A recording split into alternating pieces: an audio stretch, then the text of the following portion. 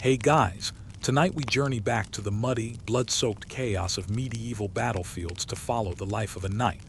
Not in shining fairy-tale armor, but in dented steel, probably hungover, and wondering if that rash on his leg is going to kill him faster than a spear.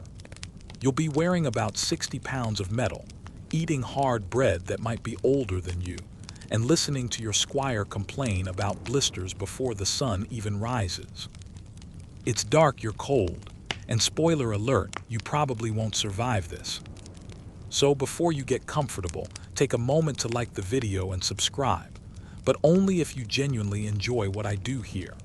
And while you're at it, drop your location and local time in the comments. I love seeing where and when you're tuning in from. Now dim the lights, maybe turn on a fan for that soft background hum, and let's ease into tonight's journey together. You wake to the sound of trumpets slicing through misty silence. Your eyes snap open, damp canvas overhead, the smell of stale ale, leather polish, and your neighbor's unwashed feet in the shared tent. You hoped it was just a dream, maybe a tavern after a dice game, but no, it's battle day. Your squire stumbles in, still chewing something that might once have been an onion. He mutters a greeting and tosses your greaves near your feet. They land with a metallic thud that says, "Time to get up and possibly die." You sit up slowly. Your bones ache even though you're only 26. That's old in night years. You slept in half your chainmail again. Bad idea. But it was either that or strip it off and risk some cheeky camp thief wandering off with it in the night. That happened once. Never again. You pull on a tunic, damp from yesterday's rain, and slide your legs into the cold embrace of steel plate. Your squire helps, buckling straps, adjusting the padding, yanking pieces tight in ways that make you grunt and curse under your breath. The armor squeaks and pinches. It's a full-body claustrophobic oven, but at least it keeps you alive. Mostly. You eat quickly, a slab of dense rye bread, a piece of smoked meat so tough it might be saddle leather, and something suspiciously green you pretend is a vegetable. You chew in silence, listening to the clanking of other knights gearing up. The sound of metal on metal, of nervous horses stomping, of whispered prayers and muttered oaths. It builds like a storm cloud. A shout goes up. The bishop's arrived. Great. Time for the ceremonial blessing. You kneel in the mud alongside other armored figures, shoulder to shoulder. The bishop recites a prayer, his voice thin in the morning chill. Someone next to you farts. Reverence is hard to maintain. As the bishop holds up a relic, some ancient bone in a gilded box that smells like sour cheese, you lower your head. Not because you're especially pious, but because you've seen men go into battle unblessed and come out in pieces. Superstition is a battlefield survival tactic. A raven circles above. Bad omen, or maybe just hungry. You stand and mount your horse, a massive destrier named Goliath. He's stubborn, temperamental, and probably smarter than you. Your squire adjusts your stirrups and hands you your lance. It's heavier than it looks. Everything is. Even your breath feels weighted. As the army lines up, the chill morning air turns to fog. You can barely see the banners at the front. The ground is already soft underfoot, churned from the previous night's rain. It will be a slippery fight. Horses hate it, so do your knees. You shift in the saddle. Your thighs ache from training drills. Your mind drifts to your last battle when Sir Hugo's helm was cleaved open like an egg. You try not to think of that now. You focus on your gloves. One finger's torn. Great. One more thing to fix if you survive. A young knight next to you throws up quietly behind his shield. You give him a pat on the back and say something like, "It's worse when you see it coming." It's not helpful, but it's what people say. The wind shifts. You smell smoke. Somewhere a cook fire still smolders. Your stomach growls. You regret not stealing an extra bread roll when you had the chance. You reach into your satchel and pull out a tiny wooden charm. It's carved in the shape of a stag. Your sister gave it to you before your first campaign. You rub it between your thumb and finger. It's smooth from years of use. You don't believe in magic, but you keep it anyway.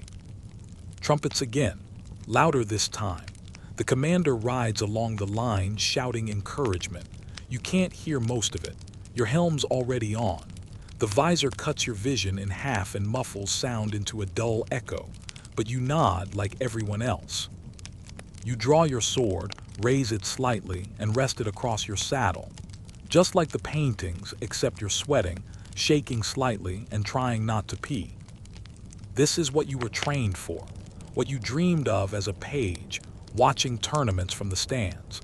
But now, sitting astride a jittery warhorse, hearing the cries of men and the distant beating of enemy drums, you're wondering if you should have stuck with falconry.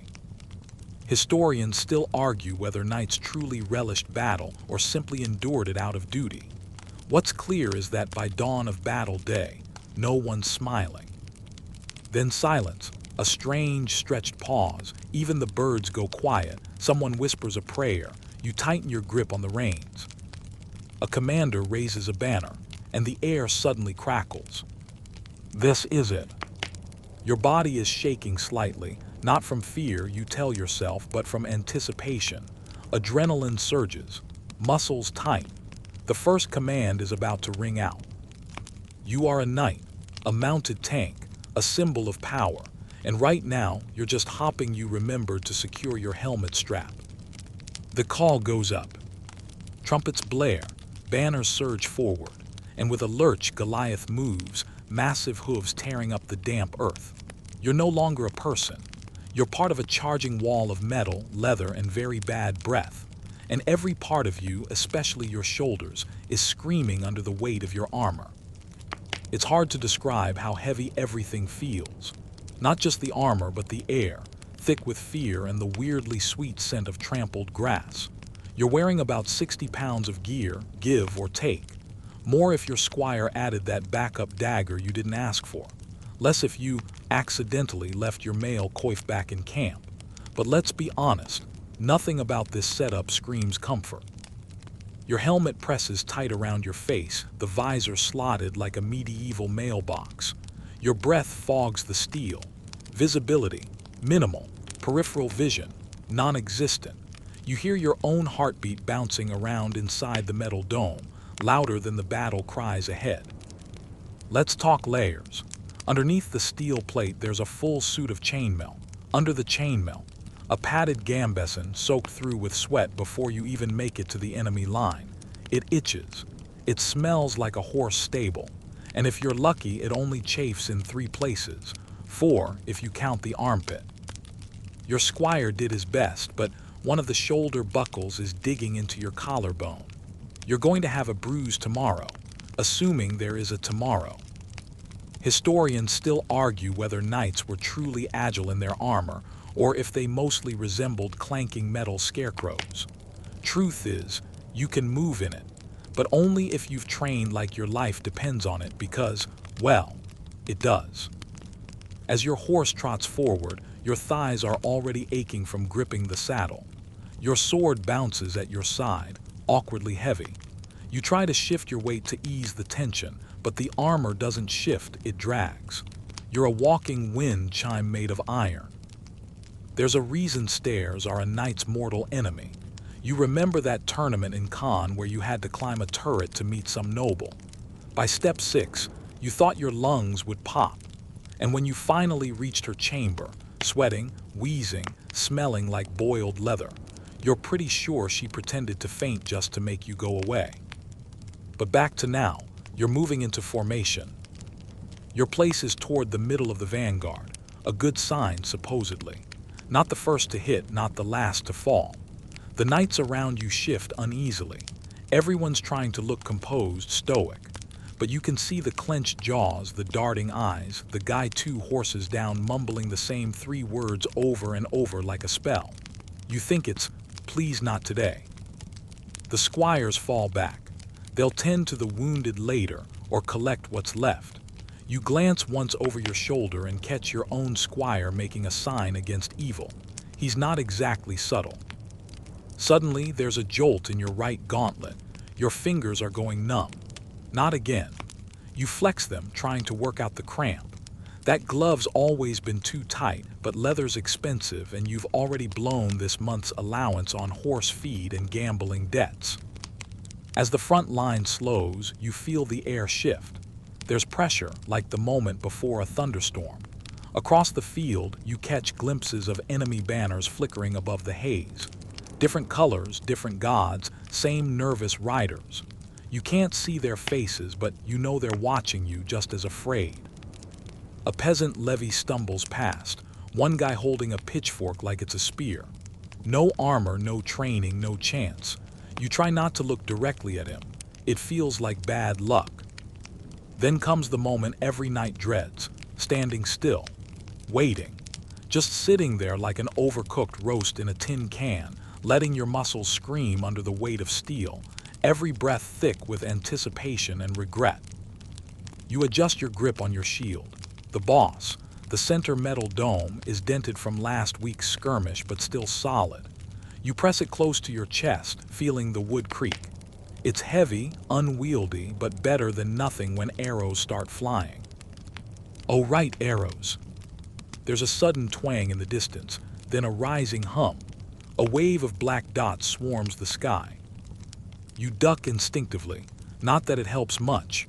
Your helmet might deflect a few, but there are always gaps, always. The first volley hits. Somewhere behind, a man screams, a deep, ragged sound. A horse rears and crashes sideways. The rider is pinned. You want to help, but you don't move, can't move. The captain's orders were clear, break formation and you die alone. Another arrow whistles past your ear. You swear it brushed your feather plume. That plume, by the way, supposed to signify your noble status, really just makes you a bigger target. Stylish, though. You squint through the visor trying to keep eyes on the enemy, but everything's distorted. The slot warps your depth perception. It's like trying to play dodgeball through a keyhole. Now comes the drumbeat, the signal to prepare the charge. Goliath stamps in time, restless. He knows what's coming. War horses are trained for this, bred for noise and blood and chaos. He's snorting steam. You pat his neck and whisper something you hope is calming, though it's mostly you trying to keep yourself from screaming. Fact of the day, some knights stuffed dried herbs in their helmets to block out the smell of battle. You tried that once. Mint maybe time, made the blood smell like soup. Didn't help. Another signal, the lines tense. Somewhere a noble yells something inspiring that's immediately swallowed by the wind. You feel your stomach drop. This is the moment, the long breath before the scream. And you realize again how absurd this all is. Men wrapped in metal, charging each other with pointy sticks because someone insulted someone's cousin or claimed a hill. You can't laugh though, the visor too tight. So you grip your reins, square your shoulders and wait for the third blast. Because once that comes, there's no more time for cramping gloves or philosophical reflection. Just the charge. Just survival. The third trumpet blast tears through the air. Goliath lunges forward with terrifying force, nearly throwing you back in the saddle. Your stomach flips. The world narrows. Hooves pound the mud in a thunderous rhythm, yours, the knights beside you, dozens of tons of fury crashing forward. And you hang on, one gloved hand gripping the reins, the other holding a lance that suddenly feels ridiculously long and definitely too flexible for comfort. The ground rushes beneath you, a blur of brown and green, and your visor bounces with every gallop. You can't see much. Just slits of light, flashes of color, and the occasional glimpse of the enemy growing larger by the second. You lower your lance, angling it just above the saddle rim. Your arm shakes. Not from fear, of course not, but okay, maybe a little from fear. This is the part every ballad exaggerates. The gallant charge, the heroic thunder, the noble clash of steel. In reality, it's terrifying, disorienting, and incredibly loud. The wind roars in your ears. Mud splashes up into your face. Your lance tip wobbles more than you'd like. Then it happens, impact. You slam into a body. A jolt runs through your arm like lightning. Your shoulder jerks back, nearly dislocated. The tip shatters on contact, wood splinters fly past your visor, and the enemy knight you hit topples backward, flipping from his saddle in a tangle of limbs and armor. You can't celebrate. No time. Another rider is already veering toward you, sword raised. Goliath turns slightly, trained for moments like this. You raise your own sword just in time to deflect a blow to the neck. Sparks fly. The force jars your elbow. You retaliate, swing wide, and your blade bites into something soft. A scream, a crunch. You don't stop to look. The battlefield is chaos. Horses scream. Men shout. The stink of sweat, blood, and torn grass fills the air. All around you, knights clash in pairs or threes, circling, striking, gasping inside their helmets. You try to keep moving. A still knight is a dead knight. Someone crashes into you from the side. You fall halfway off the saddle, dangling by a stirrup. For one awful second, you think this is it. You flail, grab the saddle horn, and somehow pull yourself back up.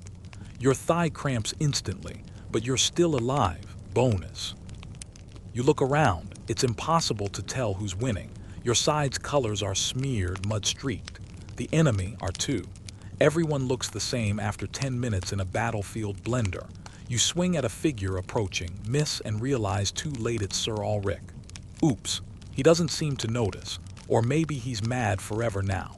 You'll sort it out if you both survive. Your breathing is labored, shallow, loud inside the helm.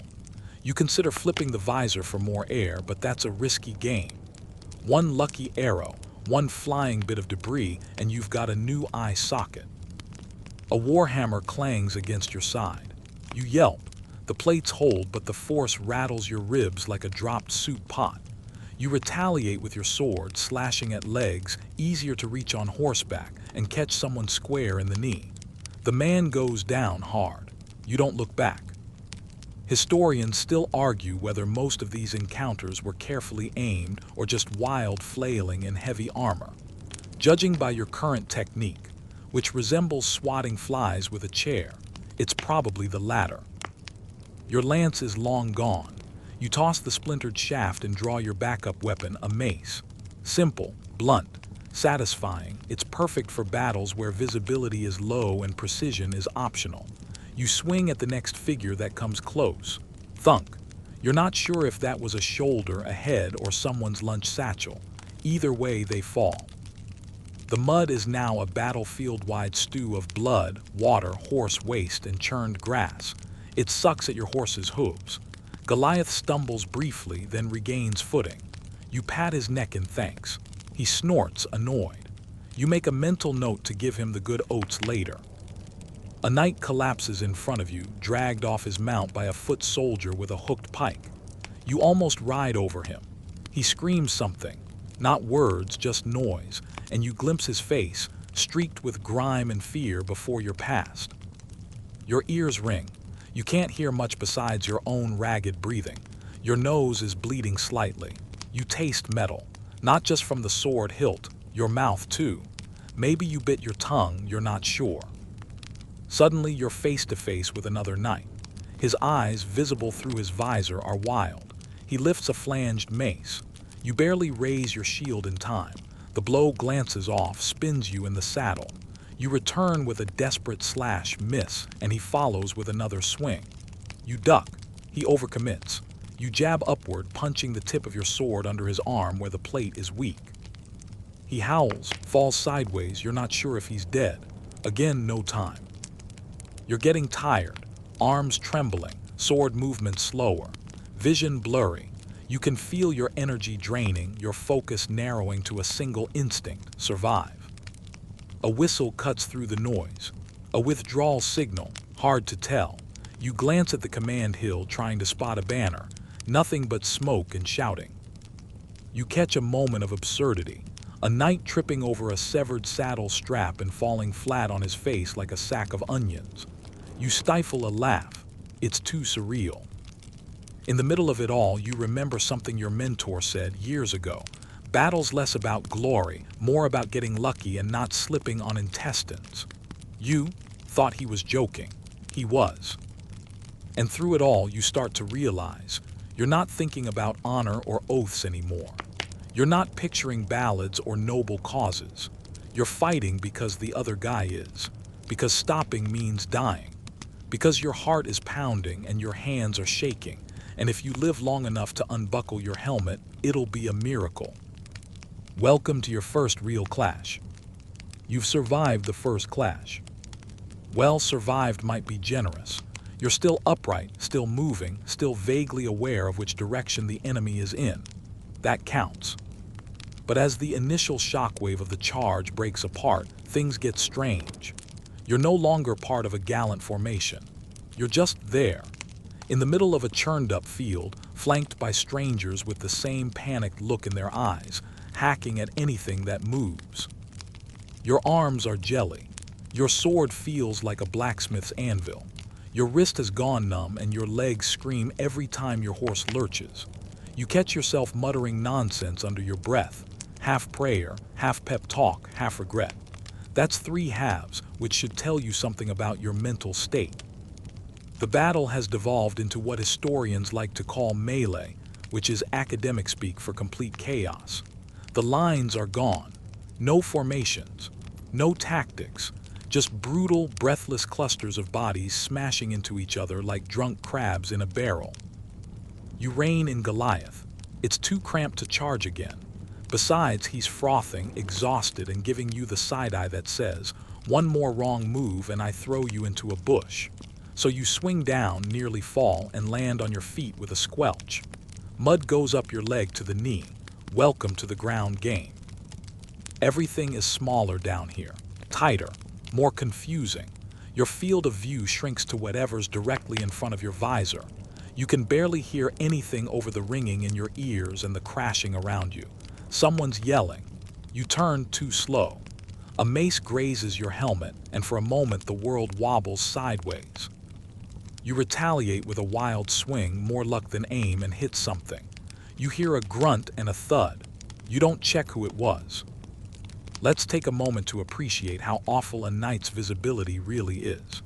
Your helm slits give you all the peripheral vision of a cereal box. You can't see above, behind, or more than a sword's length to either side. And you certainly can't hear anything except the relentless echo of your own frantic breathing inside the metal dome. You stumble forward. A cluster of foot soldiers to your left, your side, you hope, is fighting around a fallen banner. To your right, a man with a dented helm is crawling away from a dismounted horse. Someone runs past barefoot. Barefoot? Why? You keep moving, trudging now. Every step is a challenge. Your feet sink deep into the muck.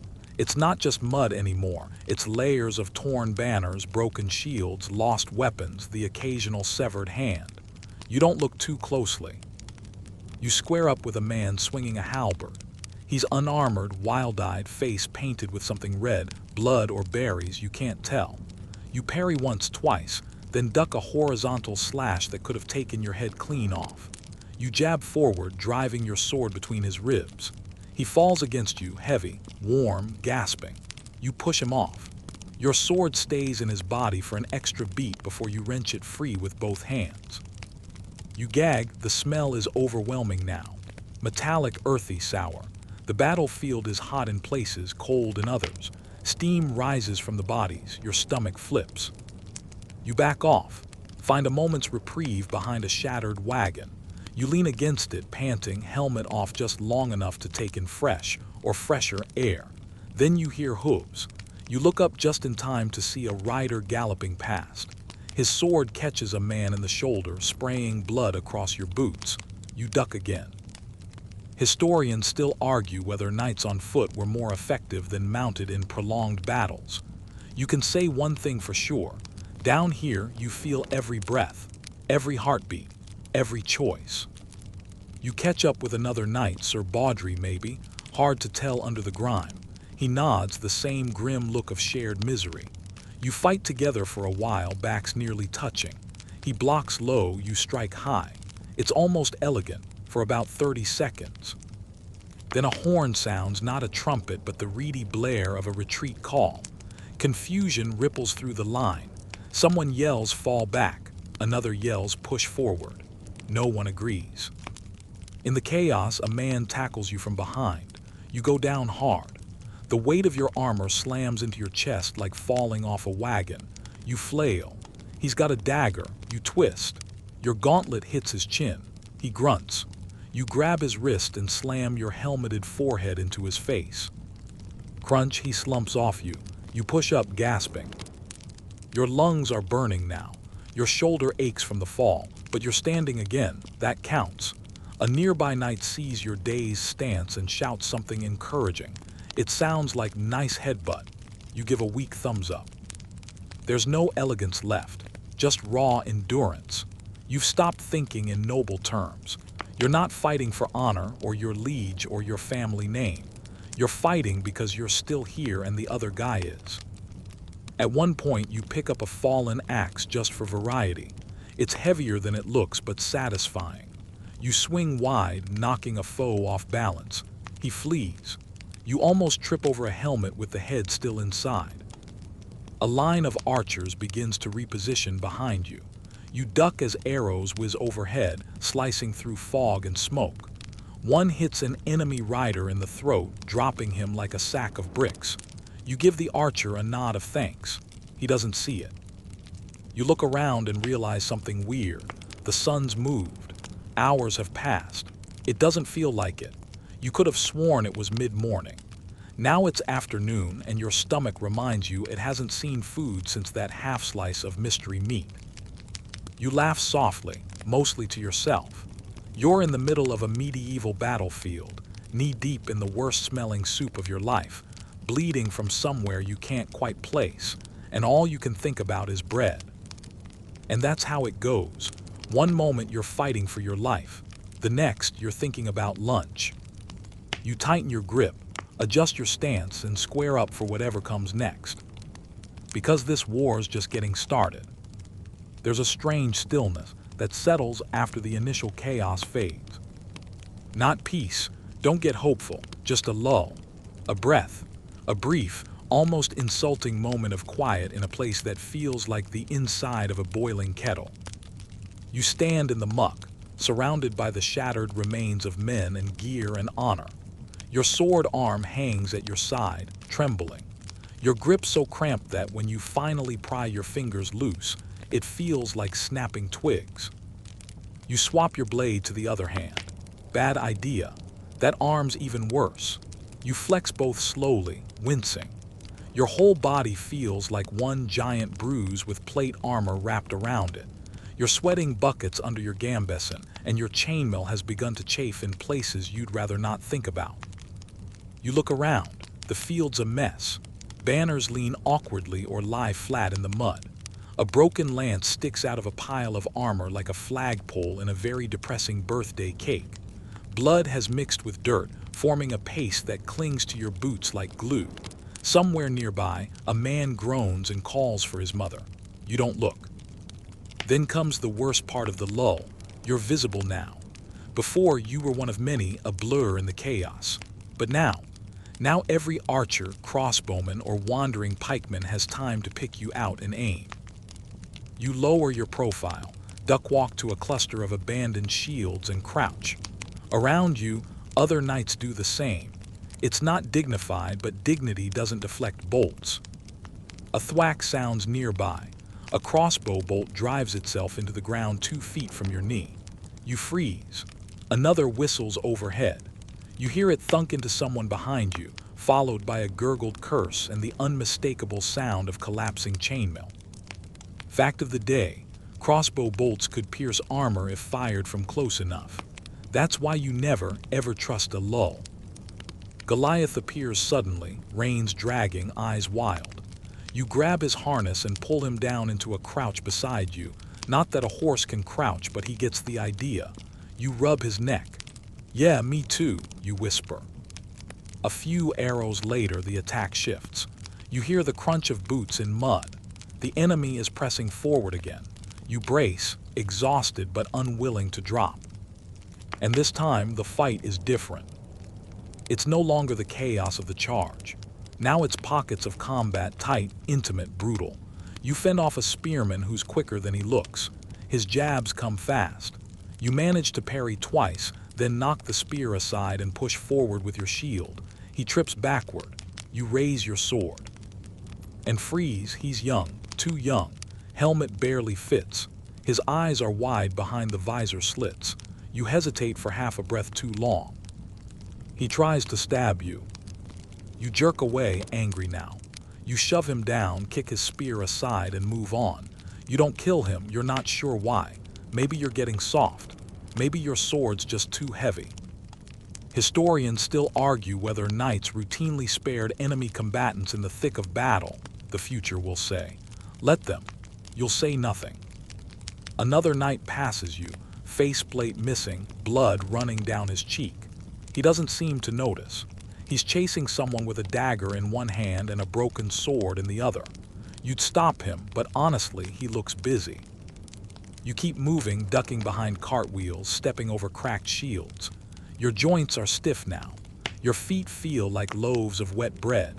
You've lost track of how many people you've struck, blocked, tripped, or nearly run through. They blur into one long motion. Swing, shift, block, gasp. You see one man trip over a dead comrade's arm and fall face first into a shield. He doesn't get up. You wince. Not for him, for yourself. You almost did the same thing 3 times already.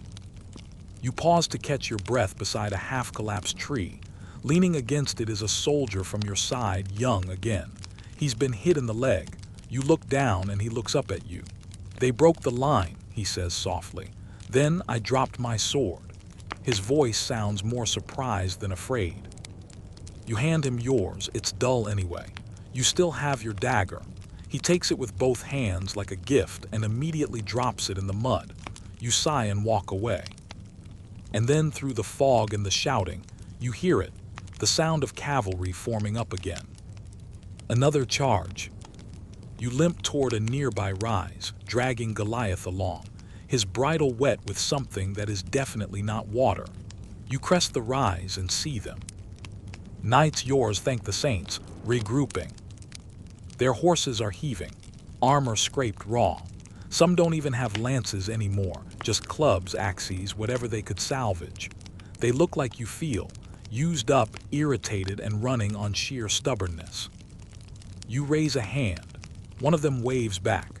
You limp toward them and someone helps you up into the saddle. It's not graceful. It takes 2 tries and a string of very unchivalric grunts. Goliath doesn't help. You get back into formation, sort of. It's more of a staggered line now.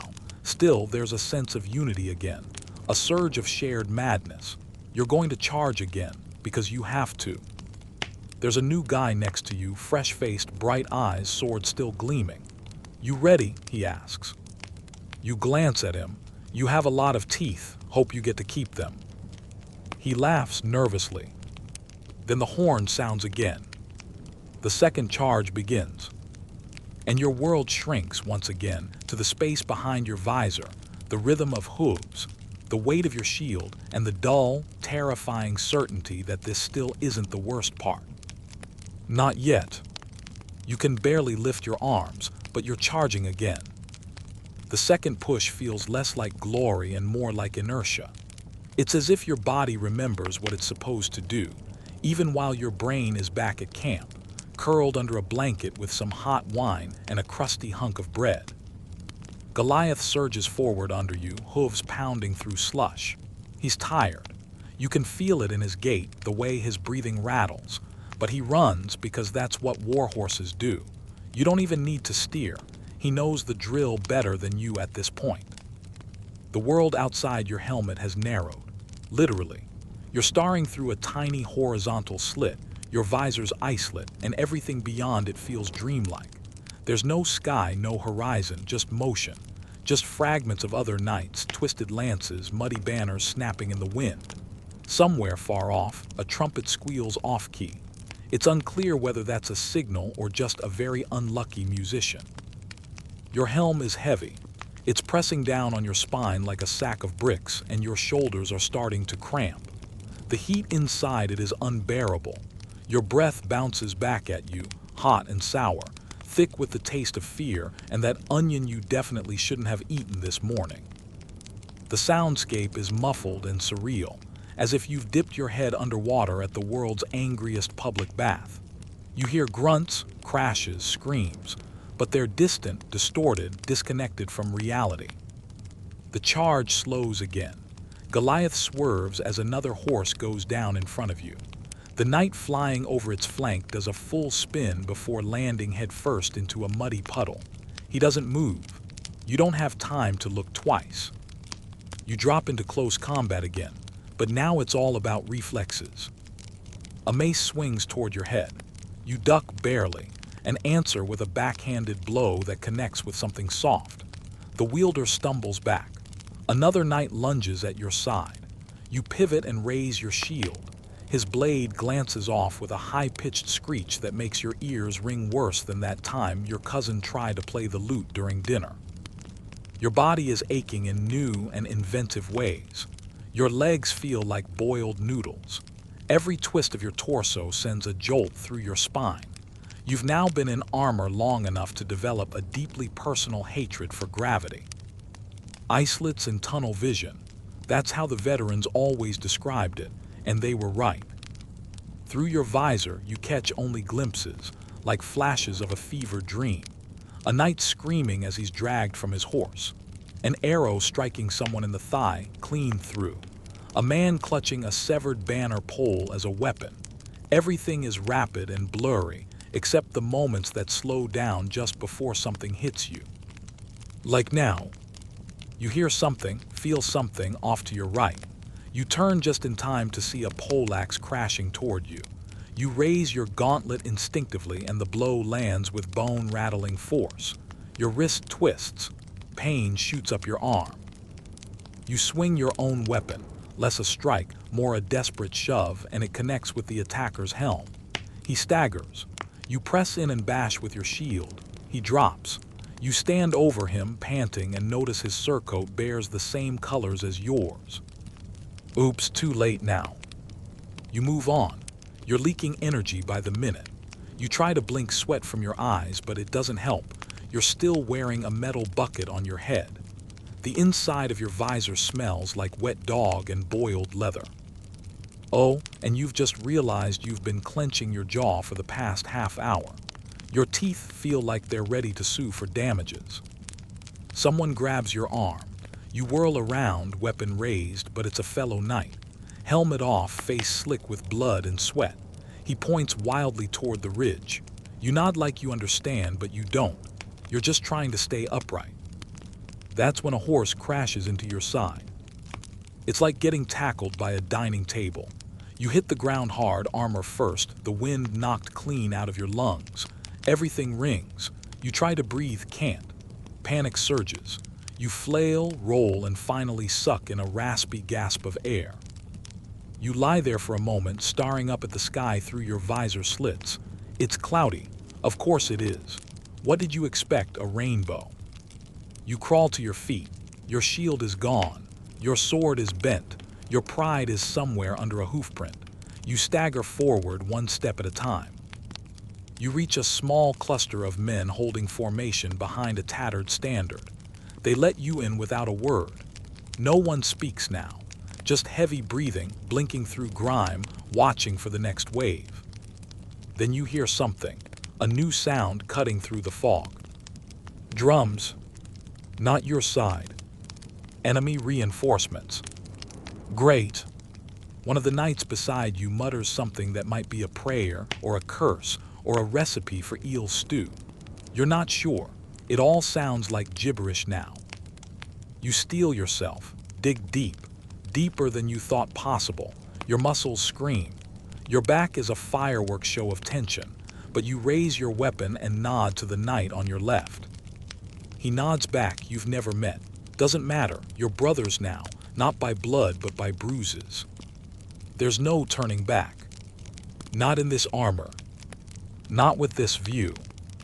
Not with just a tiny slit of light between you and whatever happens next. You're not sure how long the next phase lasts. Time in battle stretches and folds like a bad dream, either crawling slower than a limping mule or rushing past so fast you forget entire chunks. But at some point between that drumbeat and now, things get worse, and you didn't even think that was possible. The enemy reinforcements pour in like a tide, organized and terrifyingly fresh. Their armor glints. Their banners snap with irritating crispness. Their boots don't squelch yet, because they haven't been standing knee-deep in blood-slicked mud for 5 hours like you. You barely have time to adjust before the lines collapse again. There's no ceremony to this next round, no trumpet fanfare or noble speech. Just a thunderous charge, a wave of blunt force, and the return of chaos. You're fighting on foot now, wedged between a few familiar knights and a handful of terrified foot soldiers. You've lost track of how many weapons you've gone through, your swords bent, your daggers chipped, and the axe you picked up feels like it's made of lead. At this point, you'd settle for a sturdy stick and a sandwich. They hit your line hard. You brace with your shoulder and shield, absorbing the impact as best you can. The man beside you falls immediately, stabbed through the thigh. He screams, a raw animal sound, and crawls away into the mud. You don't follow. You counter with a tired swing, too wide, but your opponent doesn't expect it and catches the edge of your blade on his arm. He stumbles. You press forward and knock him down with your shield, finishing him with a stomp that sends a jolt through your ankle. Someone behind you yells to fall back. Someone else yells to hold.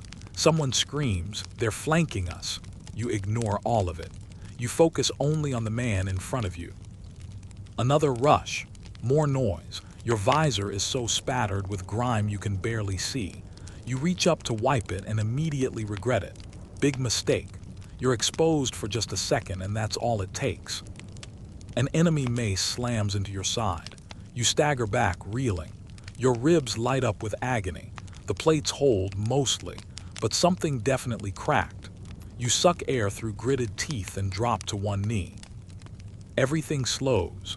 For a second it feels like the world just stops. The noise dulls. Your vision tunnels. Your hand slips on your own sweat. You think, this is it. This is where they find my body and argue for 2 weeks over which family gets the armor. But you don't die. Instead, a fellow knight grabs your collar and yanks you up. "On your feet," he bellows.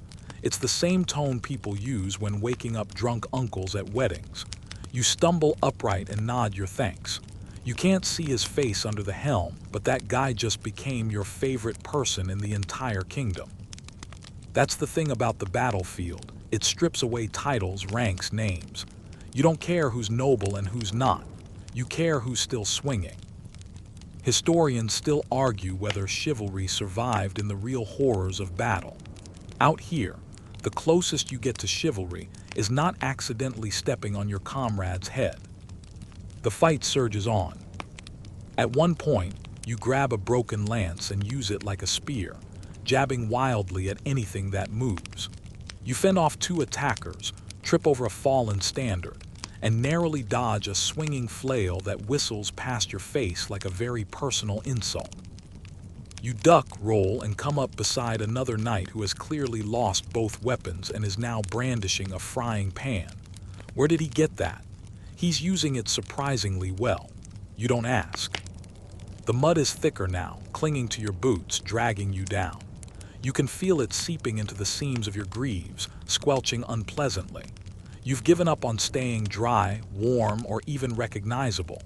You're just a lump of dented metal at this point, angry, sore, and increasingly smelly. Your mouth is dry, so dry, you swallow but there's nothing there. You'd give your left boot for a sip of water, maybe both boots, maybe you're hoarse, you don't know, you just need water. Then through the mist and noise, you see a cluster of enemy knights regrouping, not attacking, defending, guarding something. A flag, a banner, their commander. It's not your job to care, technically, but your side's forces are rallying nearby, and someone needs to make a move. Your brain doesn't fully agree with what your body decides to do next, but your legs are already carrying you forward. You move toward them, one step then another. You dodge a spear thrust, slip under a wild sword swing, and bowl over a soldier with your shield. You make it to the base of the hill. 4 enemy knights block your path. You raise your weapon and scream, not a noble war cry, but more of a long, cracked "I'm still here and I hate everything" kind of yell. You fight like a madman. It's not pretty, it's not elegant, but it's effective. You swing wide, block low, elbow high. You trip one with your boot and bring your weapon down on his helm. Another you shove into a cartwheel. You lose your grip on your sword and punch the third in the face with your gauntlet. He drops. The fourth flees. You don't know how, you don't know why, but you've cleared a path. Behind you, others have followed. Maybe they saw you charge and decided, well, if that idiot can do it, whatever the reason, the momentum shifts. Your side pushes forward, sweeping around the banner like ants on spilled honey. The enemy formation falters. You're not sure it's a victory yet, but it's something. You lean against the broken cart, sucking air through your teeth. Your chest burns. Your mouth tastes like blood and dirt and something that might be old cheese, but you're alive, still upright. Someone nearby cheers. It sounds distant, unreal. You close your eyes and allow yourself one long, shaky exhale. Then a horn sounds again. Not retreat, not charge. End of engagement for now. You blink up at the gray sky and wonder, just for a moment, if this is what winning feels like. Because if it is, you're starting to think you might prefer losing from a nice, warm bed. You don't collapse exactly. It's more of a slow-motion fold. You find a patch of relatively corpse-free mud, let your knees give out, and sink down until you're sitting in the slop like a dropped cooking pot. Your arms hang limp. Your visor's cracked open just enough to let in some air that doesn't smell like pain and regret. All around you, the battlefield has gone weirdly quiet. Not silent. You still hear groans, coughs, the occasional clatter of armor, but the fighting has stopped. No more clashing steel. No more screaming horses. No more drums. Just a post-chaos hum, like your ears are still ringing from the worst concert of your life. Other knights are slumped nearby in various stages of mental and physical collapse. One is face down in the mud, snoring. Another is trying to remove his gauntlet with his teeth. A third is bent double, laughing hysterically for no reason. You get it. Goliath trots up and stops beside you. His face is somehow both blank and judging. You give him a pat and he nudges your helmet. You're not sure if it's affection or disapproval. Probably both. You sit there for a long time. Time is fuzzy now. You can't tell if it's been 10 minutes or 10 hours. The sun has moved again, lower now, dipping toward the horizon in a dull smear of orange and gray. Eventually, someone walks past and throws a water skin at your chest. You fumble it, almost drop it, then gulp it down like a man lost in the desert. It tastes like old leather in heaven. You pour some over your head, letting it trickle down under your gorget and into your gambeson. It's cold. It's amazing. Then the cleanup starts. This is the part the ballads skip. No soaring music, no heartfelt speeches. Just grunts, swearing, dragging. You help lift a fallen banner out of the mud. You roll a few bodies over, not to loot, not yet, just to check. Some are alive, most aren't. You don't know their names. You're not sure you want to. You and a few others form a dragging line, pulling injured knights back toward the edge of the field. One man you carry groans the whole way, clutching a broken leg that bends in 3 places. Another tries to thank you, then passes out mid-sentence. His breath smells like wine. You hope that means he's numb. Historians still argue whether the knightly code extended to battlefield mercy. You can confirm it sometimes does, at least when you're too tired to tell friend from foe. You strip off your helmet at last. The rush of air hits your face like a slap. You can smell yourself now. It's not good. There's blood on your cheek, maybe yours, maybe not, and a cut above your eyebrow that you don't remember getting. A squire appears. Not yours, he's probably off napping in a bush, but someone. The boy gapes at you like you're a ghost. Then he hands you a crust of bread and a slice of cold meat. You nod, grateful beyond words, and eat like a man possessed. It's dry, tasteless, perfect. You chew slowly, eyes half closed, letting the flavorless mouthful remind you that you're still alive. Then come the decisions. The commanders, what's left of them, begin barking orders again. Patrol the perimeter, secure the prisoners, reclaim the wounded, stack the weapons, bury the worst of the dead before the smell becomes unbearable, and for heaven's sake, find the chaplain. You stagger to your feet with a grunt. Your knees click like rusty hinges. Your whole body aches. Your fingers are so stiff you have to work each one manually to get your gauntlets off. You pop them off and wiggle your hands. They look like sausages that lost a fight. Still, you help. You search the bodies. You haul supplies. You unbuckle men from armor, trying not to flinch when it peels away with skin. You help build a makeshift triage tent from a torn pavilion and some wagon wheels. And the whole time, you feel the dull, creeping realization. This is just one battle, not the end of a war, not even the turning point. Just another skirmish in a chain that stretches across years, countries, languages.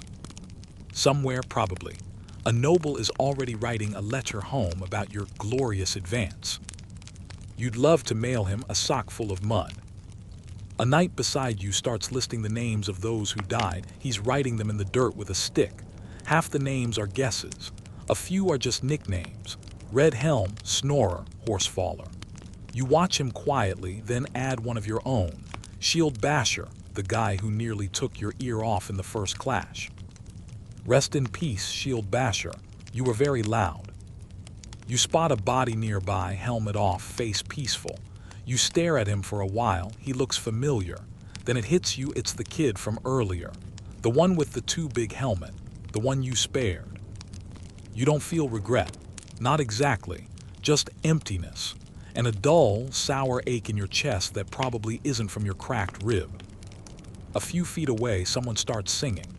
Off-key in Latin. You think it's a prayer or maybe just a lullaby. Others join in, voices ragged, low. It echoes over the field, soft and strange and somehow fitting. One knight walks the perimeter ringing a little bell. No one knows why. No one asks. You sit back down and let yourself drift. The sun dips lower. The wind picks up. You start to feel cold, not from the temperature, but from the creeping knowledge that this quiet won't last. Another battle is always waiting. Another hill, another lord's claim, another handful of days like this. But for now, your sword is sheathed. Your armor is off mostly. You are bruised, filthy, hollowed out. And alive. For now. Night falls like a curtain drawn too quickly. One moment you're surrounded by the soft glow of dusk and drifting camp smoke. The next, it's all shadows and flickering torchlight. The battlefield has quieted, but not in the comforting way a village square settles after sundown. No, this silence is heavier. It clings to your skin like the blood you haven't washed off yet. You sit near a campfire someone managed to coax out of wet kindling. The flames are small, the light barely enough to see by. You and a handful of fellow knights huddle around it like exhausted cats, silent, twitchy, suspicious of loud noises. One of them pokes the fire with a stick that may or may not be a snapped-off arrow shaft. No one's talking much. Words feel like too much effort after a day like this. A few men are already asleep, slumped against rocks or curled under their cloaks. A couple are still in partial armor, too stiff or sore to remove the last few straps. You consider offering help, but your own fingers are wrapped in dried blood and barely bend. You finally peel off the last of your gauntlets. Your hands are raw, blistered, swollen across the knuckles. The skin under your nails is black with grime. You flex your fingers. Every joint crackles like a cheap puppet. You pick up a chunk of bread, stale, cold, possibly 3 days old, and eat it anyway. It tastes like defeat with a hint of sawdust. In the distance, someone's singing again. A woman's voice. Clear, mournful, maybe a camp follower, maybe a ghost. Honestly, you wouldn't be surprised either way. You glance at the nearest knight, a wiry man with a broken nose and eyes that haven't blinked in 10 minutes. "Was that singing?" you murmur. He shrugs. "Could be wolves." Then he lays back and goes to sleep. You wrap your cloak tighter. There's no feast tonight. No raucous songs, no tankards raised in victory. Even the squires are quiet, moving from night to night like shadows, tending to wounds and gathering broken gear. One stops beside you, sees the bruises blooming across your side, and silently hands you a poultice that smells like vinegar and regret. You nod your thanks. As the fire dies down, your thoughts begin to wander, not forward but backward. You remember training as a page, barely up to a saddle horn, watching the older squires in awe as they practiced drills in the yard. You remember thinking, "I can't wait to do that." You remember being knighted, the ceremonial blow to the shoulder, the shining armor, the applause. You remember the feast, the songs, the feeling of invincibility. Nobody told you that most of knighthood involves falling into mud, dodging spears, and trying not to cry in front of your horse. There's an old superstition among knights. The first night after your first real battle, if you dream of fire, you'll die in your next one. If you dream of rain, you'll survive. You try to stay awake long enough to trick your brain into dreaming of a thunderstorm. You imagine pouring rain, lightning, the roar of clouds, anything but flames.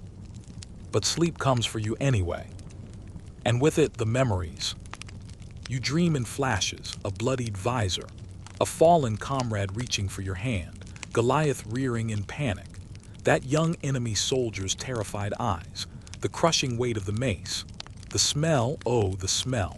You relive it all, but out of order, like a nightmare tossed in a blender. You jolt awake. Your breath is ragged. Your chest aches. Your whole body is locked up like it's bracing for another blow. Around you, the camp is quiet. The fire's burned low. Most are still asleep. The stars above are dim, half hidden by clouds. You stare at them for a while, trying to remember why you ever thought this life would be glorious. Across the field, far beyond the fires, the dead still lie where they fell. Some will be claimed and buried. Some won't. You try not to think about it. You reach for your water skin, find it empty, and toss it aside. Still alive, comes a voice nearby. You turn. It's one of your comrades, lean, older, half his teeth missing. He's sitting up, rubbing his shoulder with a grimace. "Barely," you mutter. "Good, that means we get to do it all again soon." He chuckles without humor and lies back down. You lie down too, this time facing the other way, as if that'll keep the nightmares at bay. You wrap your cloak around you like armor you can actually sleep in. And still, the questions circle in your mind. Why did you charge the hill alone? Why did you spare that boy? Why didn't you run when you had the chance? No answers come. Only the creak of leather, the snort of sleeping horses, the occasional crackle of dying firewood. Historians still argue whether the true weight of battle came after the fighting stopped, whether knights were tormented more by their own choices than by wounds and scars. You don't need to argue. You know. You close your eyes again, hopping for rain. Dawn doesn't so much rise as crawl. A smear of gray bleeds slowly across the sky, dragging with it the damp chill of early morning. You blink awake to find yourself stiff, damp, and unsure whether the pounding in your head is from the mace blow yesterday or just a bad night's sleep on a rock cleverly disguised as a pillow. Around you, the camp stirs in stages, muttered curses, boots thudding into the mud, groans as aching backs protest the simple act of standing. Someone farts. Someone else laughs. It's not glamorous, but it's human. You sit up slowly, every muscle voicing its protest like an angry choir. Your cloak is soaked. Your armor is cold. You're hungry, sore, and still wearing half a boot. But you're breathing. You've made it to morning. Squires begin moving among the camp, some carrying buckets of water, others dragging torn bits of armor back into place. Yours shows up late, looking like he barely survived a skirmish with a blackberry bush. He hands you a rag, a chunk of cheese, and what may be the worst-smelling tunic in existence. You thank him anyway. It's the little things. You pull off your surcoat, peel back the mail, and start the unpleasant business of checking your body for new and exciting bruises. There's one on your hip the size of a bread loaf, and your ribs still feel like someone shoved a catapult under your armpit. Lovely. You clean what you can, chew your dry breakfast, and rinse your mouth with sour wine that tastes slightly better than boiled leather. Slightly. Then comes the part every night dreads, the inspection. The commanders, those lucky few who spent the night in proper tents with dry blankets and warm food, begin making rounds. They're not checking for battle readiness, mind you. No, they're inspecting horses, equipment, weapons, the expensive stuff. Your bruised spine, not their concern. You line up with the rest, adjusting your dented gear and trying not to look like you slept in a ditch, which, technically, you did. One of the captains stops in front of you, squints and says, "Still breathing then?" You nod for now. "Good, we'll need you upright for the burial detail." You sigh through your nose.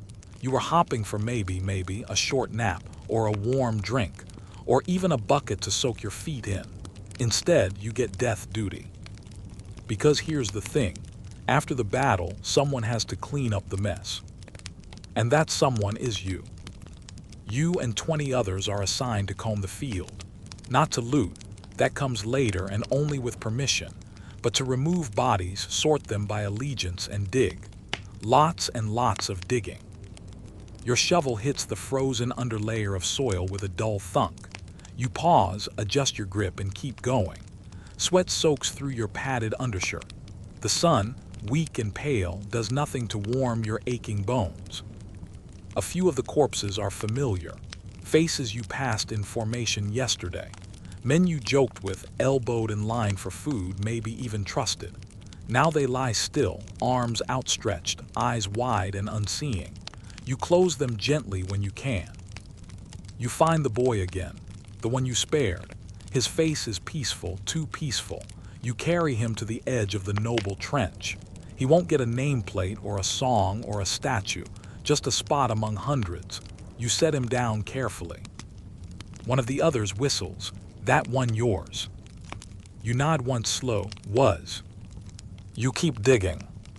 At one point, you help hoist a fallen knight onto a makeshift litter. His armor, so caked in blood and mud it's hard to tell which side he fought on. You carry him half a mile to the rear lines, sweating under the strain.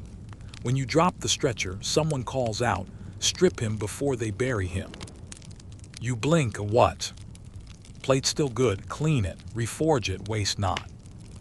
You look down at the dead man, then up at the other knights already removing greaves and bracers from other bodies. It feels wrong, but practical. The field doesn't care about sentiment. Steel's expensive. You turn away before you have to watch them pull off his boots. The burial trenches are long, deep, and muddy. The chaplain mumbles prayers over each one. His voice is hoarse. You suspect he's already run out of words. Historians still argue whether medieval armies honored the dead with consistency or only when convenient. You're starting to think it's a bit of both. Sometimes, respect takes a back seat to logistics. By mid-morning, you've buried 30. You've lifted another 20 into carts. Your back screams. Your hands are blistered. Your stomach's empty again. You begin to wonder if this is just your new life now. Shovel, drag, sweat, repeat. The stench is overwhelming. You tie a scrap of cloth around your face, but it does little. One knight nearby throws up. Another passes out. You keep going, numb now. At some point, you find a small wooden medallion near a fallen soldier. It's crude, just a carved star. No emblem, no inscription, probably nothing. You pocket it anyway. That's when the wind shifts. Trumpets sound again, not from your side. Scouts ride in hard. Enemy movement south ridge. You nearly laugh. Of course. Why wouldn't another fight start now? You're given 15 minutes to regroup. You rearm with whatever's left. Some men don't even have full suits anymore. One guy's helmet is literally patched with leather. You tie your belt tighter, stretch your sore limbs, and brace yourself. Again. But this time, something's different. You're not charging. You're defending. Your forces form up near a narrow pass, trees to one side, boggy ground to the other, a perfect bottleneck. And you're stationed at the front. Apparently, surviving yesterday makes you reliable. Lucky you. You set your shield, plant your feet, and wait. And wait. And wait. The minutes stretch. The enemy never appears. False alarm. You breathe out slowly and feel the tension bleed from your shoulders. You don't let your guard down, though. Not entirely. You've learned better. Finally, the call goes out to stand down. You drag yourself back toward camp. And that's when it really hits you. You're not the same as yesterday. You're not a wide-eyed knight full of dreams and ceremony. You're someone who's been through it now. You felt the crush of metal, the sting of smoke, the sick weight of bodies. You're a survivor. And you still have 12 fingers, 2 feet, and a horse that hasn't thrown you into a ditch. Yet. Which, in this world, practically makes you royalty. It takes longer than expected to return to something that almost resembles normal. Not that normal for a knight is ever particularly comfortable. But after surviving a day like yesterday, and a nearly worse cleanup this morning, even the scratchy hay of your campaign tent and the taste of watered wine start to feel like luxuries. You peel off what remains of your armor with the help of your long-suffering squire, who mutters something about dents in places dents shouldn't be. You laugh if your ribs weren't still humming like a church bell at noon. Your gambeson, once a respectable off-white, is now a patchwork of blood, sweat, and battlefield silt. You hang it up anyway, like a badge of honor or possibly a warning sign. The camp buzzes again with low conversation, the kind that snakes between tents like smoke. The air hums with rumors. They say the king's sending reinforcements. 3 lords died in the first wave. 1 lost his whole nose. The bishop demanding a mass for the dead, and no one's allowed to drink until it's done. You tune most of it out. Gossip is another battlefield, and you've fought enough for 1 week. Instead, you turn your focus to recovery, the slow, painful, achy crawl back toward being something vaguely night-shaped. You stretch. You soak your feet in a cold basin. You eye your bent sword and try to decide if it's worth fixing or if you should just name it Wobble and carry it like a symbol of your entire military career. Around the fire that night, a few of the others start telling stories. Not epic ones, not yet. No grand retellings of triumph and valor. These are the smaller tales, the in-between moments. One knight laughs about falling off his horse before the charge even started. Another admits he mistook a tree stump for an enemy and attacked it furiously for 10 seconds before realizing he was yelling at bark. You chip in with your own, how your boot came halfway off mid-battle and you had to hop for 3 steps before stomping it back on. You get a few tired chuckles. It's enough. For all the brutality, for all the blood, there's something about surviving together that breeds a strange, muddy kind of camaraderie. Someone starts carving a chessboard into a shield. Another's making dice from a snapped spear handle. A few knights are comparing bruises, arguing over whose is the most impressively shaped. You glance at yours. You've got one on your left thigh that looks exactly like a turkey leg. You're proud of it, sort of.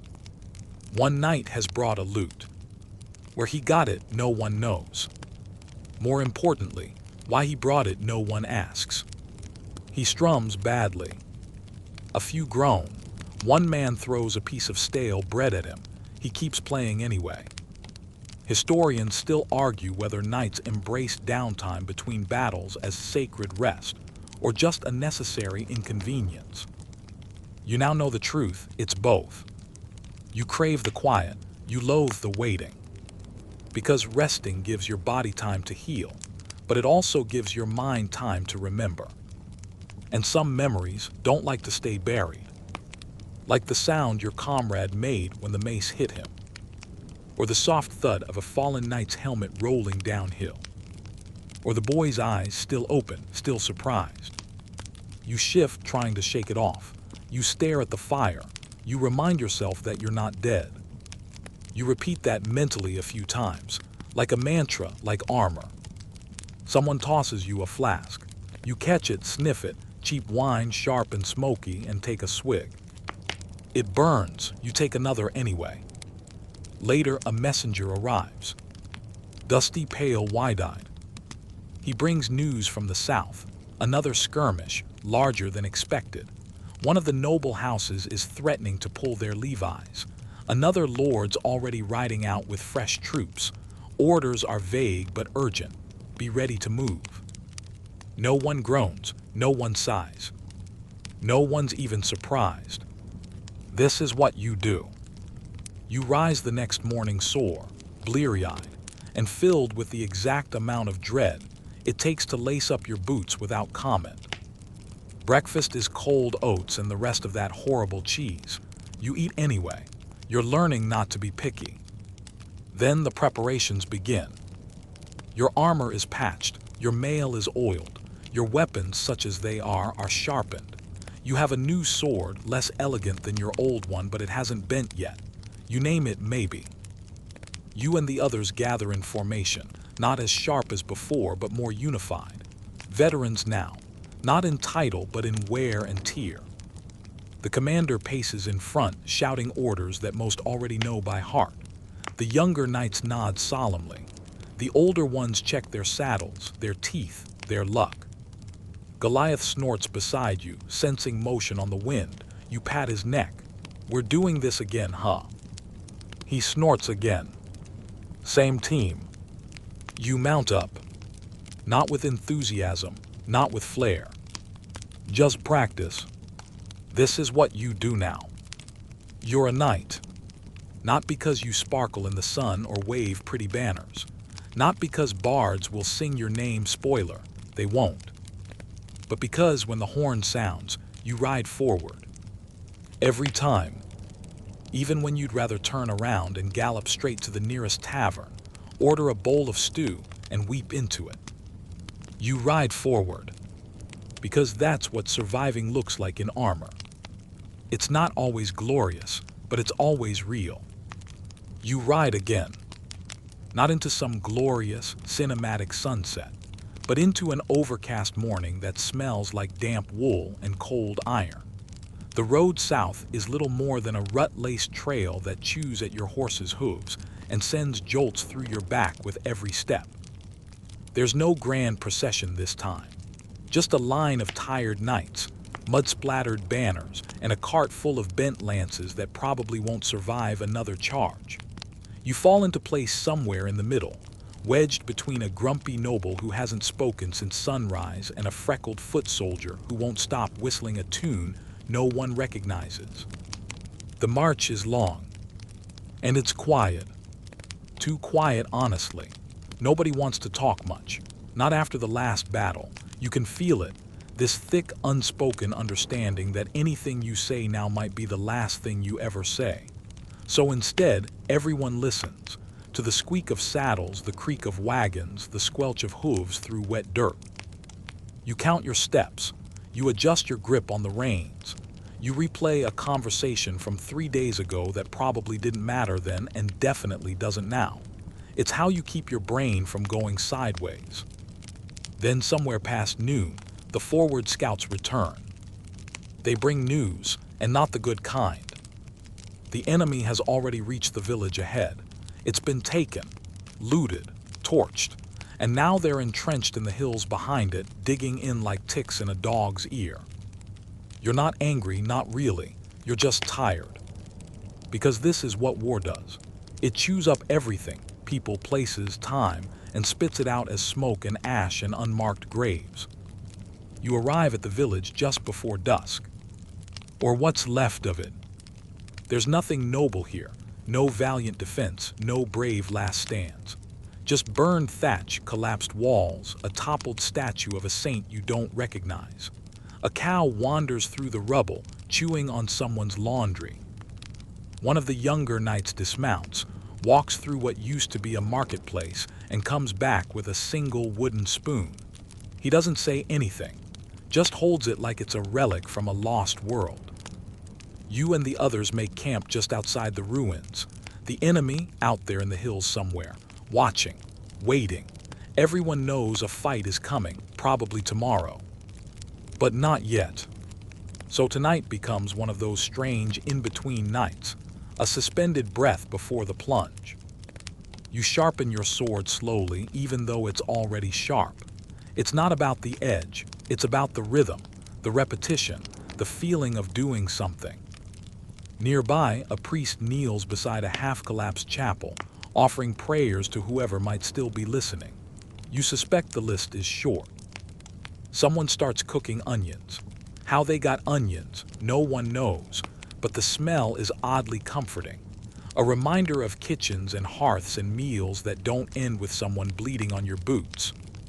You pull out the small wooden star from your pocket, the one you found near the boy. You run your thumb along the edge, still rough, still solid. You don't know why you kept it. You just know you're not giving it back to the dirt. A knight sits beside you. He's older, scarred. His beard is going gray at the edges. "Ever wonder what we're fighting for?" he asks casually, like he's asking whether the wine tastes more sour than usual.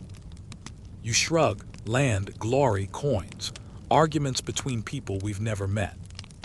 He chuckles. Same, but you know the real answer. You glance over. He points to the other knights, laughing, bickering, stirring stew with broken spears. Them. That's what we fight for now. Not kings, not banners, just each other. You nod slowly. You don't say it, but you're thinking maybe that's enough. Historians still argue whether knightly loyalty was to crown, creed, or comrades. The answer, you suspect, was always shifting, like mud underfoot. Eventually, a horn sounds low and soft. Night formation. Everyone gathers in a loose circle. Not a military thing, just tradition. A chance to look each other in the eye before things get loud again. You scan the faces. Some are new. Some are familiar. Some you didn't expect to see again. A few offer tired nods. One raises a flask. Someone mutters, "To tomorrow." Someone else replies, "Let it wait." There's a collective laugh, quiet, resigned, honest. You sleep lightly that night, not because you're afraid, but because your armor's still half on and your back feels like someone dropped a sack of bricks on it. You dream of nothing, which is better than the dreams you had before.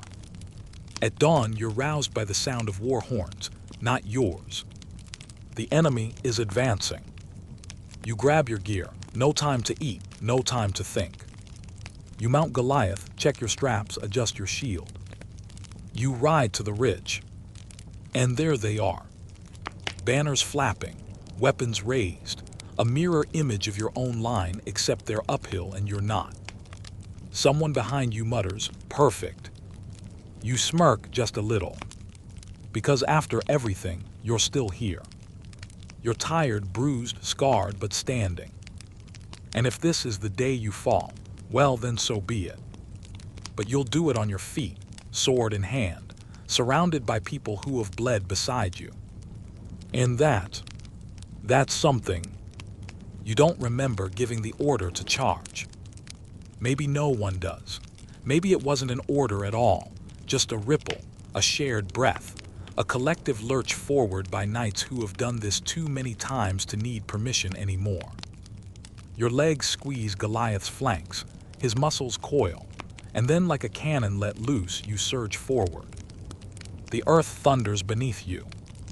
The hill looms ahead, bristling with enemy spears and rows of archers like a wall of thorns. You know how bad this is. You know.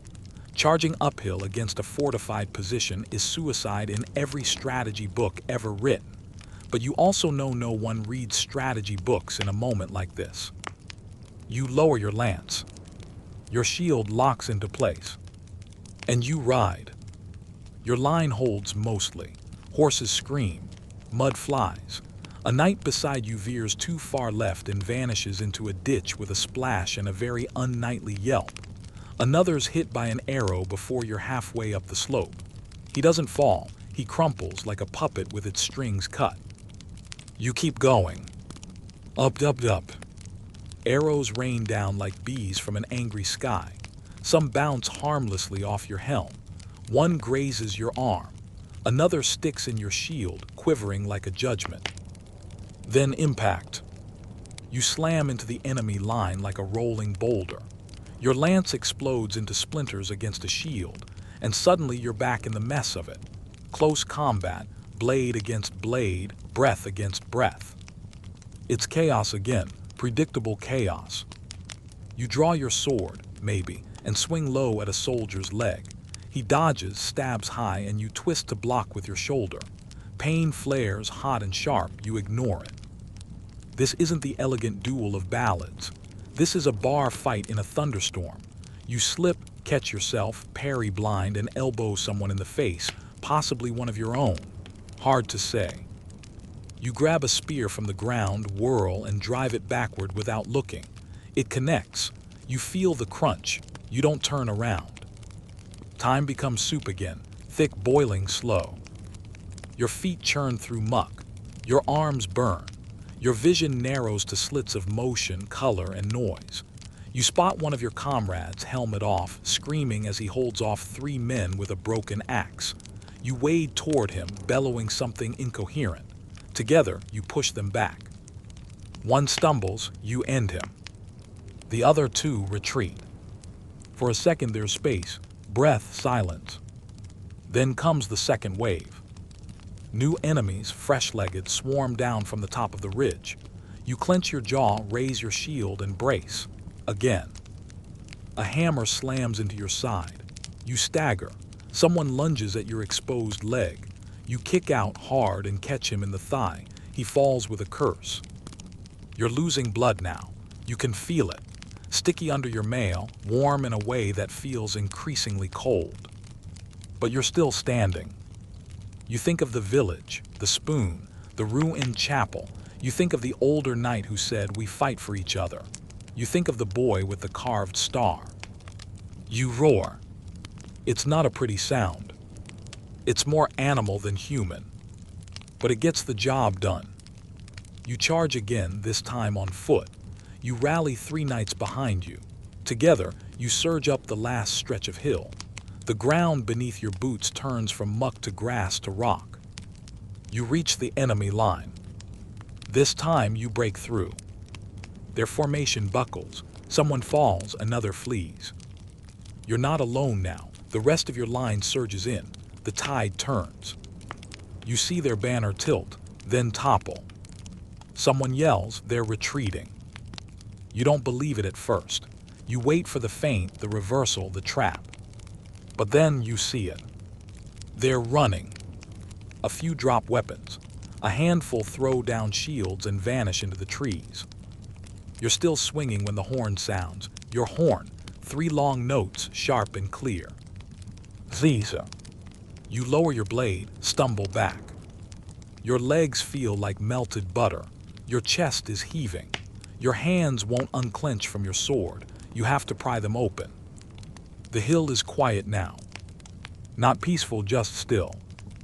You blink against the sweat in your eyes. And then you laugh.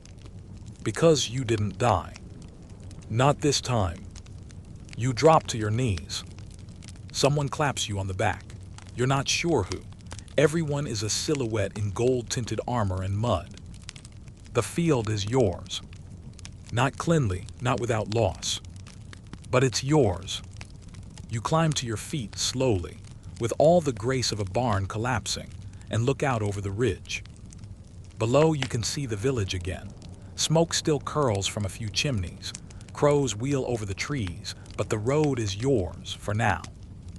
One of your fellow knights walks up beside you.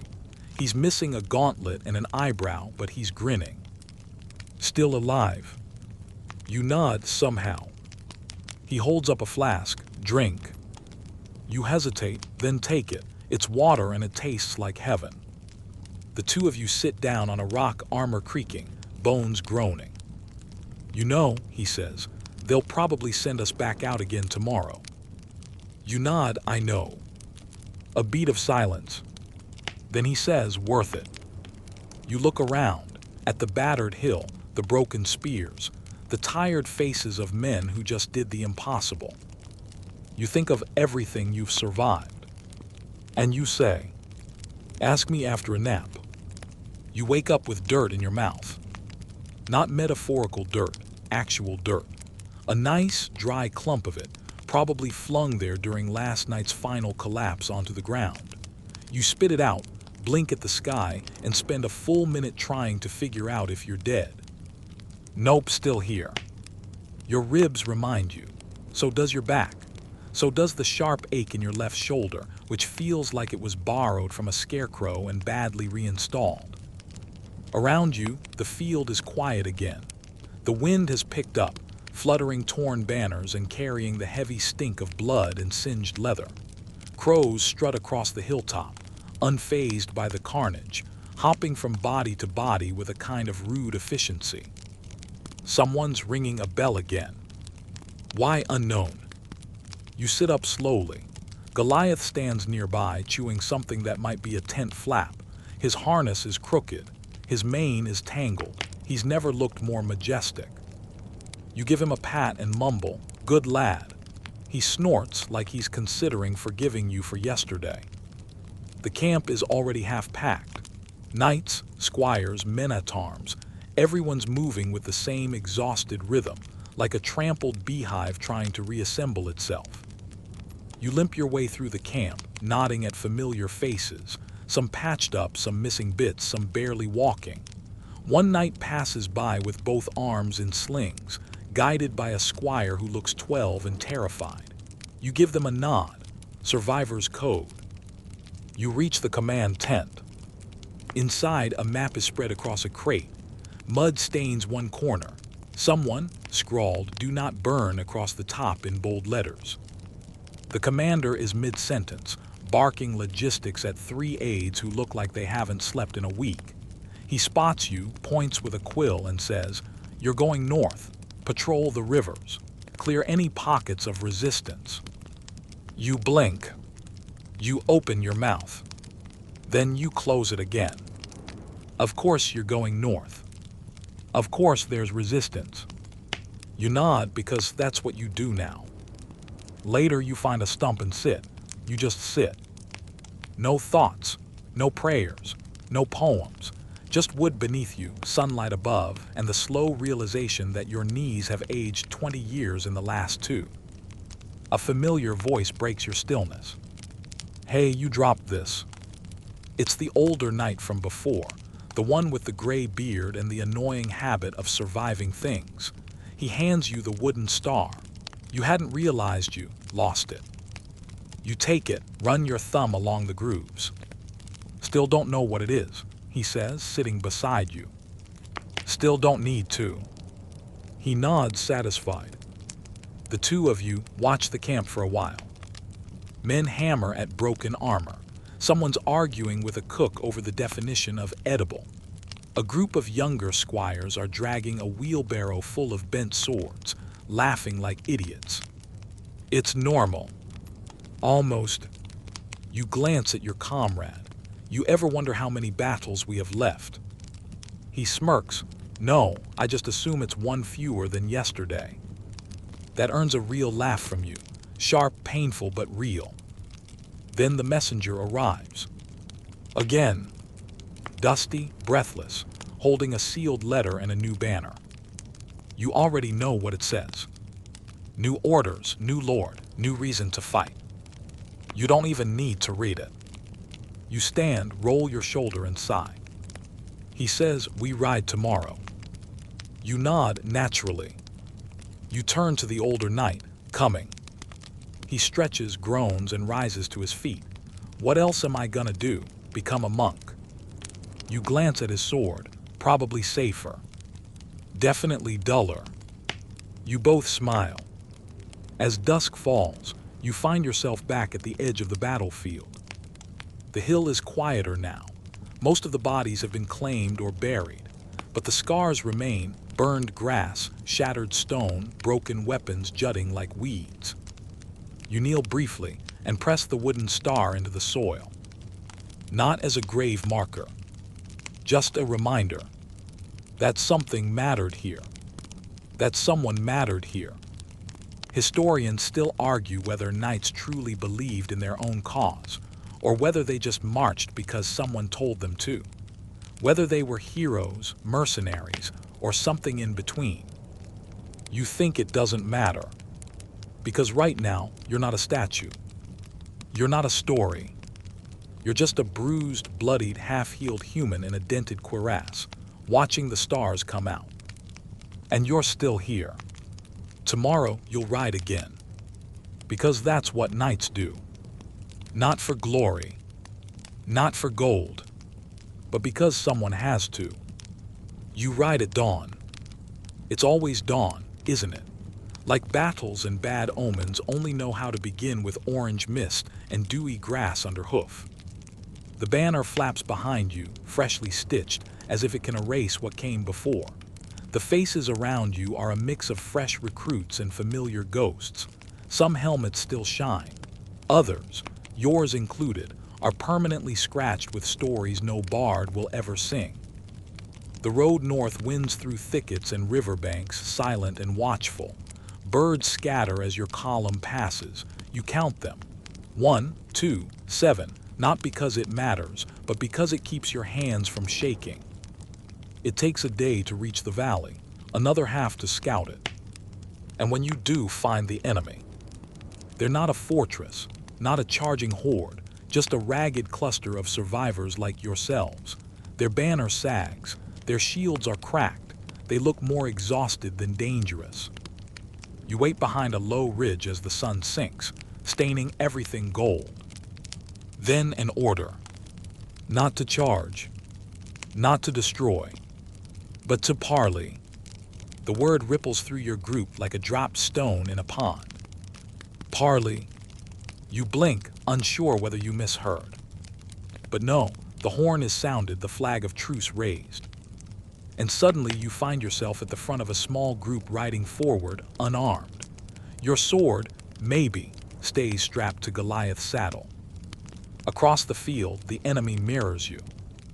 Their leader rides out too. His armor's dented, his face half hidden under a rusted helm. He looks like he's been through everything you have, maybe worse. You meet in the center. For a moment, you just stare at each other. No insults, no boasts, just silence broken only by the creak of leather and the wind. Then he speaks. We've lost too much. You nod. So have we. He tilts his head. Then maybe it's time we stop. That sentence hangs there, suspended in the thick air between you. You want to laugh, or cry, or say something profound. Instead, you simply say, maybe. A pause, then you both smile. It's the kind of smile that only survivors can share. Later, back at camp, no one believes you at first. Peace now. But messengers ride fast. Agreements are written. Terms are argued, amended, agreed again. It's real. The fighting's done for now. That night, the fire burns warmer and quieter. There's no feast, just stew. But it's the best stew you've ever tasted, mostly because no one bled into it.